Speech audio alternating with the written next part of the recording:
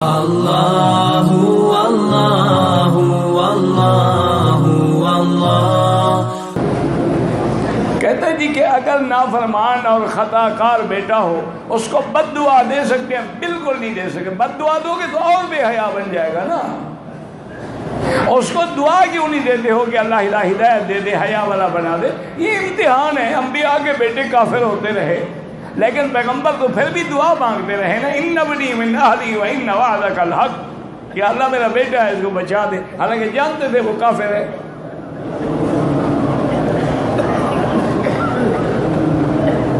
بہرحال وہ جیسا بھی ہے اس کے لیے دعا کرو، کیونکہ ایک بات یاد رکھو، والدین کی دعا اولاد کے لیے ایسے ہوتی ہے جیسے نبی کی دعا امت کے لیے۔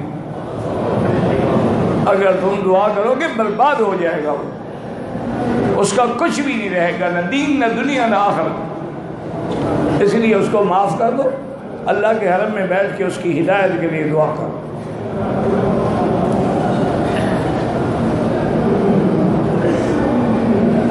میری پہلی بیوی سے اولاد ہے، دوسری بیوی کی اولاد نہیں ہے، یہ میری اولاد کو بد دعائیں دیتی ہے۔ بہرحال یہ بد دعائیں اس کو خود لگے گی کیونکہ ناحق بد دعا کر رہی ہے۔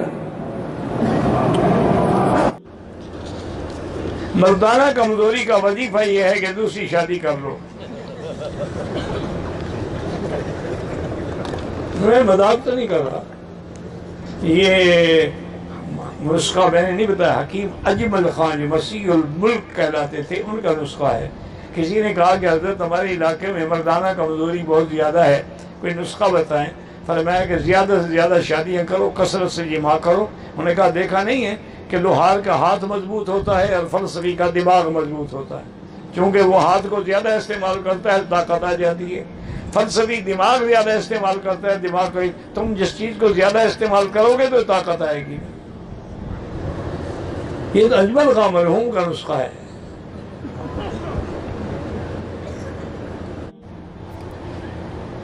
اور لڑکی کے والد فوت ہو گئے، گھر والے لڑکی کا نکاح نہیں کر رہے، تو لڑکی کیا کرے؟ وقت کے قاضی کو درخواست دے، وقت کی عدالت میں درخواست دے دے، یا اپنے علاقے کے علماء میں سے کسی بڑے عالم کے پاس جا کے یہ درخواست دے، وہ انتظام کریں گے۔ اگر غیر مسلم مرد اور عورت کی شادی ہو، بعد میں عورت اسلام قبول کرے، جب نکاح ہوا ہی نہیں تو باقی کیا رہے گا؟ کافر کا اور مسلمان کا نکاح تو نہیں ہوتا، ہاں ایک اہل کتاب کا نکاح ہوتا، اس سے نکاح کرنا جائز ہے۔ لیکن جب حکم آ گیا کہ وَلَا تُنْكِحُ الْمُشْرِكِينَ حَتَّىٰ، مشرکین سے کبھی نکاح نہ، تو وہ تو نکاح ہوا ہی نہیں ہے، تو بعد میں کیا ہے؟ اسلام قبول کیا، توبہ کریں، دوبارہ نکاح کریں۔ باپ اپنی حیاتی میں ملکیت میں سے کچھ حصہ لڑکوں کو تقسیم کر دیں، نہیں، سب کو برابر دینا ہوگا، یہ نہیں کسی کو زیادہ دے اور کسی کو تھوڑا دے۔ کہتے جی کہ ہم کچھ دوستوں نے مل کے ایک مکان کرائے پہ لیا ہوا ہے، ہر مہینے کا کرایہ ایڈوانس جمع کراتے ہیں۔ اس مہینے میں ہمارے ایک ساتھی فوت ہو گئے ہیں، بہرحال اس کا حصہ جو ہے وہ اس کا حق ہے، واپس کرے، کیوں اس نے مکان استعمال ہی نہیں کیا، وہ تو استعمال کرنے سے پہلے فوت ہو گیا، تو وہ واپس لے کر اس کے وارثوں کو دے دیں۔ کہتے جی کہ شادی سے پہلے لڑکی کا دوسرے لڑکوں سے غلط رشتہ رہا ہے، شادی کے بعد بھی وہ اپنی حرکتوں سے باز نہیں آتی ہے، تو ایسی دونوں صورتوں میں کیا کریں؟ یا تو وہ سچی پکی توبہ کرے، اللہ بھی معاف کرے، تم بھی معاف کرو، آئندہ کنٹرول کرو، کیونکہ یہ بری عادت ایسی ہوتی ہے کہ نعوذ باللہ پھر آدمی اس سے باز نہیں آتا، وہ ہر حال میں وہ نہیں چھوٹتی، الا اللہ ہدایت دے۔ ورنہ جس لڑکی کا حرام پہ ناڑا کھل گیا نا، وہ کبھی نہیں بند ہوگا، وہ ہمیشہ ہی منہ کالا کرتی رہے گی۔ یا پھر دوسرا حال یہ ہے کہ ایسی عورت کو طلاق دے دو، جب تمہیں پتہ تھا کہ لڑکی کا لوگوں سے تعلق ہے، تم نے شادی کی کیوں؟ شادی کے لیے الطیبات للطیبین، پاکیزہ مردوں کو پاکیزہ عورتیں ڈھونڈنی چاہیے۔ نماز پڑھتے وقت خانے کعبہ کو دیکھنا نہیں، سجدے کی جگہ پہ نظر رکھو۔ نماز بندگی ہے، عاجزی ہے، تذلل ہے۔ نہاتے وقت وضو ہو جاتی ہے واش روم میں ننگا جسم و مرد یا عورت کا، تو جب غسل ہو جاتا ہے تو وضو کیوں نہیں ہو جاتا؟ یعنی جو بڑی چیز ہے وہ تو ننگے ہو جاتی ہے، وضو نہیں ہوتا، یہ عجیب عقل ہے۔ لیکن شرط یہ ہے کہ غسل سے پہلے وضو کرے، پھر غسل کرے تو وضو کی ضرورت نہیں ہے۔ احرام اتارنے کے بعد، عمرے سے فارغ ہونے کے بعد میاں بیوی آپس میں مل سکتے ہیں، کیونکہ مکے میں ملنا منع ہے، تو جو بچے پیدا ہوتے ہیں اوپر سے گرتے ہیں۔ کوئی عجیب بات ہے، کیا ہے بھائی؟ جب عمرہ کا احرام ختم ہو گیا تمہاری بیوی ہے، حلال ہے، بس ختم ہو گیا۔ وہ تو احرام کی حالت میں حرام تھی نا۔ اصل میں بیچارے یہ بھی کیا کریں، زمزم میں اللہ نے بڑی طاقت رکھی ہے نا، اس لیے یہ مجبور ہوتے ہیں بیچارے۔ ایک آدمی نے مجھے ٹیلی فون کیا، کہتا ہے جی میں نے آپ سے پتہ نہیں کب، کوئی 2-3 سال پہلے کی بات کرتا ہے، میں نے آپ سے پوچھا تھا کہ مجھے کوئی دوائی بتائیں، میں بڑا کمزور ہو گیا ہوں، میں بیوی کے حقوق ادا نہیں کر سکتا، تو مجھے خطرہ ہے کہ جب میری بیوی مجھ سے مطمئن نہیں ہوگی تو گناہ کرے گی، تو آپ نے مجھے ایک دوائی بتائی تھی، وہ دوائی میں نے 1 مہینہ استعمال کی، اب میرے اندر اتنی طاقت ہے کہ میری بیوی تنگ آ گئی، اب میں کیا کروں؟ میں نے کہا وہی دوائی بیوی کو بھی کھلاؤ، پھر انشاءاللہ دونوں کا کام برابر ہو جائے گا۔ مجھے خود بھول گیا، اس سے پوچھتا کہ یار وہ دوائی کیا تھی، مجھے تو یاد ہی نہیں نا، کسی نے کہا ہم نے بتا دیا جو منہ میں آیا۔ تو کبھی کبھی اللہ فقیروں کی بھی لاج رکھ لیتے ہیں، اس میں شفا ہو جاتی ہے۔ ہمارے ایک بزرگ تھے حضرت جندو شاہ صاحب رحمۃ اللہ علیہ، اللہ ان کی قبر پہ کروڑوں رحمتیں فرمائے۔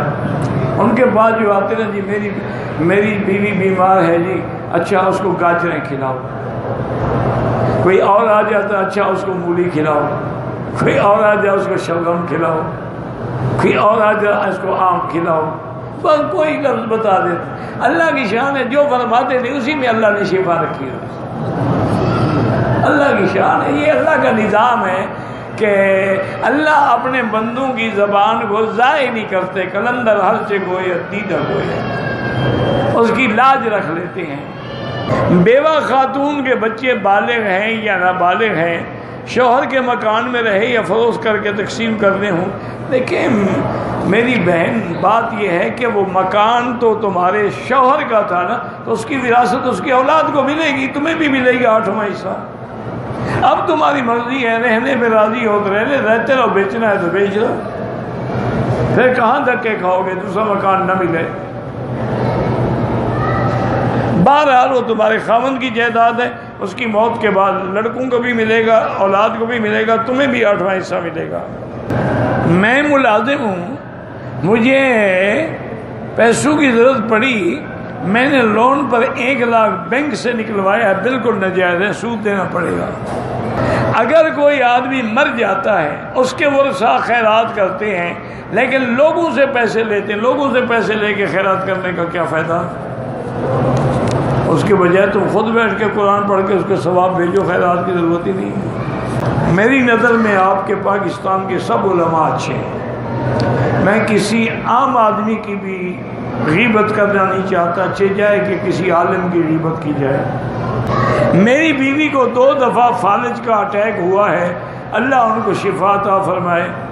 سب سے بڑی شفا مائے زمزم ہے، اور دوسرا یہ ہے کہ ہر نماز کے بعد تم 7 دفعہ فاتحہ پڑھ کے ہاتھوں پہ دم کر کے اس کے بدن پہ پھیرا کرو۔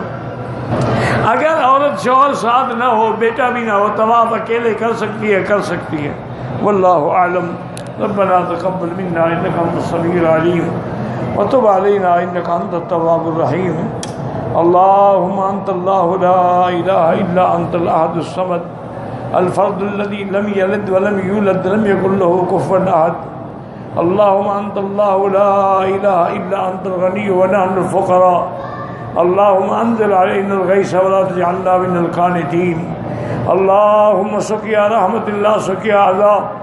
اللهم اسقي عبادك وبلادك وبهائمك وانشر رحمتك یا ارحم الراحمین لا تجعلنا وزغة للمازغین لا تجعلنا عقدة للآخرین لا تجعلنا فتنة للقوم الظالمین اللهم انصر الاسلام والمسلمین اللهم انصر المجاہدین الذین یجاہدون فی سبیلک لإعلاء کلمتک اللهم ایدهم بنصرک یا قوی یا عزیز اللهم اهلك اعداءك اعداء الدین انزل عليهم بأسك الذي لا يرد عن القوم المجرمين اللهم احفظ سائر بلاد المسلمين وهذا البلد الأمين فاجعل آمنا مطمئنا سخاء رخاء إلى يوم الدين برحمتك یا ارحم الراحمین. یا اللہ بیماروں کو شفا عطا فرما، بے حیاؤں کو حیا عطا فرما، یا اللہ بے دینوں کو دین عطا فرما، بے اولادوں کو اولاد صالح عطا فرما، جن کی اولادیں ہیں ان کو صالح بنا، جن کے گھروں میں بچیاں ہیں ان کو خیر کے رشتے نصیب فرما، بے روزگاروں کو روزگار عطا فرما، قرض داروں کے قرض عطا فرما. یا الہ العالمین پوری دنیا میں جتنی مساجد ہیں، مدارس ہیں، دین کے ادارے ہیں، دین کی جماعتیں ہیں، دین کے افراد ہیں، ان کی مدد فرما اور جان مال آبرو عزت کی حفاظت فرما. یا اللہ مسلمان فلسطین میں ہیں، شام میں ہیں، کشمیر میں ہیں، روہنگیا میں ہیں، عرب میں ہیں، عجم میں ہیں، افغان میں ہیں، یا اللہ ان کی جان مال آبرو عزت کی حفاظت فرما. ربنا تقبل منا انك انت السميع العليم وتب علينا انك انت التواب الرحيم وصلى الله تعالى على خير خلقه سيدنا ومولانا محمد وعلى آله وصحبه اجمعين.